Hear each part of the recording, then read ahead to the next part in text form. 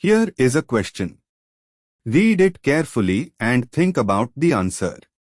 Let us solve it step by step. Let us first understand the key concept here.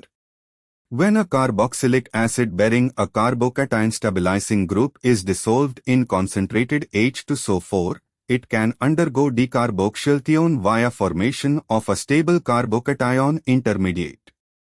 Moving on to the next step. pH3CCO2H, triphenylacetic acid, is dissolved in conc. H2SO4. The acid is protonated to give pH 3CCO2H2+, and then the C to C bond between the triphenylmethyl group and the carbonyl undergoes heterolytic cleavage. This generates the highly stable trityl carbocation, pH 3C+, and CO2, lost as gas, along with water. Moving on to the next step.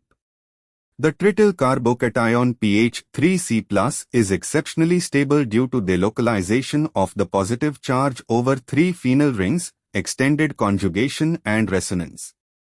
This drives the ionization readily in strongly acidic media. And for the final step, when the resulting solution, containing pH 3C+ and HSO4, is poured into methanol, CH3O, the nucleophilic methanol attacks the electrophilic trityl carbocation, pH 3C++ CH3O, pH 3C, OCH3 H+. The product X is therefore pH 3C, OCH3, methoxytriphenylmethane trityl methyl ether, which is option C. Why other options fail? Option A, pH 3C, C, is equal to O, OCH3, this would be the simple esterification product of pH 3CCO2H with methanol, but decarboxylation occurs first in conc. H2SO4, so CO2 is lost and the ester is not formed. Option B, pH to CH, C, is equal to O, OCH3, this implies a 1,2-phenyl shift, rearrangement, and reesterification, which does not occur under these conditions. Option D, pH 3C, CH3.